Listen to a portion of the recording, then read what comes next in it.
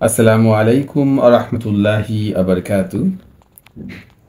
সম্মানিত দর্শক, আজকে আপনাদের সামনে আমি এসেছি একটা বইয়ের রিভিউ নিয়ে। বইটি আমাদের কোরআনুল কারিম নিয়ে, আল কোরআনুল কারিম তাফসির তাদাব্বুর আমল, ৩০তম পারা।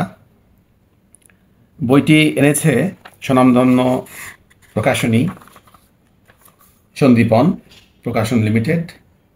সন্দীপনের একটা সাব ব্রাঞ্চ দারুল ফালাহা থেকে বইটি এসেছে। বইটি আসলেই চমৎকারভাবে উপস্থাপনা করা হয়েছে এখানে কোরআনুল কারিমকে। বইটি নিয়ে আমার ব্যক্তিগতভাবে একটা রিভিউ দেওয়ার ইচ্ছা অনেক দিন থেকেই, কারণ বইটা আমরা একটা পাঠচক্রে নিয়মিত অনুশীলন করছি। সেখান থেকে আমরা দেখেছি যে বইটা সাধারণ শিক্ষিত যারা ইসলাম জানতে চায় তাদের জন্য প্রাথমিক পাঠ হিসাবে অনেক গুরুত্বপূর্ণ। আপনারা জানেন কোরআনুল কারিমের ৩০তম পারাতে আল্লাহ সুবহানাহু ওয়া তাআলা যে আয়াতগুলো নাজিল করেছেন যে সূরার মাধ্যমগুলোতে, সেখানে ইমানের বিষয়গুলো নিয়ে অনেক বেশি কথাবার্তা আছে, জান্নাত জাহান্নামের কথাবার্তা আছে। যেহেতু সাহাবী আজমাইন প্রথমে যখন ইসলামকে পেয়েছেন তখন তারা ইসলামের মৌলিক বিষয়গুলো নিয়েই আল্লাহ তাআলা তাদের জন্য আয়াত নাজিল করেছেন। তাদের ইমান যাতে মজবুত হয়, জান্নাত জাহান্নাম সম্পর্কে সঠিক দিক নির্দেশনা পান। এই সংকলনে আপনারা দেখতে পাবেন প্রথমেই মনে করেন সূরা নাবা, সাধারণ আরবি এবং সাধারণ অনুবাদ এখানে দেওয়া আছে। এটা স্বাভাবিকভাবে প্রতিটা কোরআনুল কারিমে আপনি পাবেন, কিন্তু বিশেষভাবে যেটা এখানে গুরুত্বপূর্ণ সে বিষয়ে আমরা চলে যাই। এখানে কিছু শব্দের মর্ম দেওয়া আছে।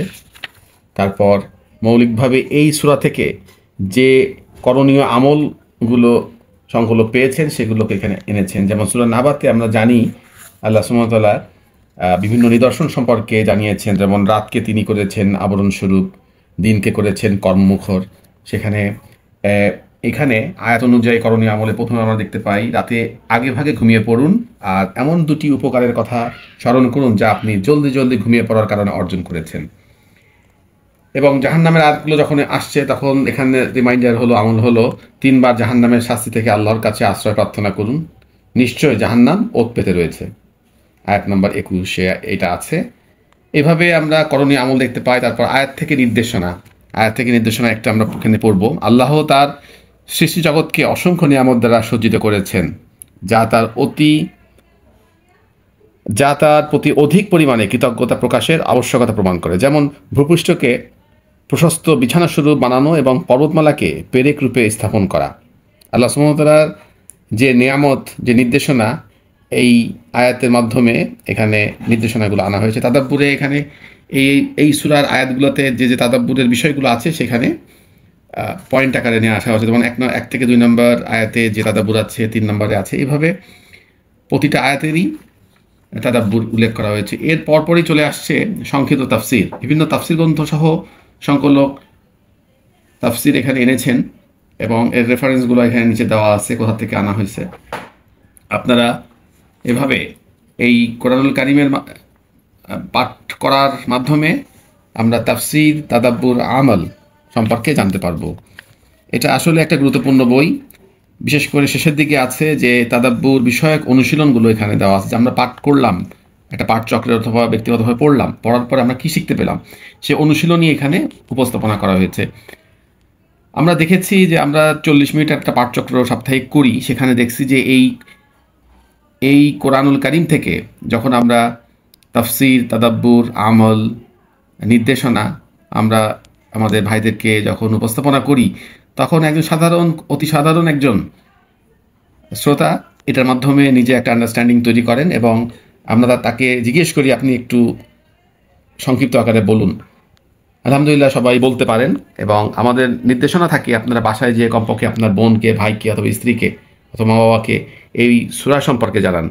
আমার দৃঢ় বিশ্বাস যে ভাইরা এর মাধ্যমে উপকৃত হচ্ছেন, বোনেরাও উপকৃত হতে পারেন, সবাই উপকৃত হতে পারেন। অসংখ্য ধন্যবাদ সন্দীপন প্রকাশনীর এই সুন্দর কাজ আনার জন্য। তাদের দারুল ফালাহা থেকে এই বইটি এসেছে। আমরা এই বইয়ের পরবর্তী সংখ্যাগুলো নিশ্চয়ই দ্রুত চলে আসবে। এটা ছিল ৩০ নম্বর পারা।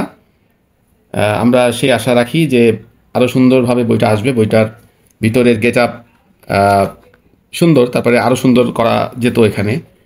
এ বিষয়ে রিভিউ আমরা প্রকাশককে জানিয়েছি, কিছু কালারফুল করা বা আরও সুন্দরভাবে ডিজাইনগুলো উপস্থাপনা করা। আজকে এই পর্যন্ত ছিল আমাদের বুক রিভিউর প্রথম পাঠ। ইনশাআল্লাহ পরবর্তীতে অন্য কোনো বই নিয়ে আপনার সামনে হাজির হব। আসসালামু আলাইকুম ওয়া রাহমাতুল্লাহি ওয়া বারাকাতুহু।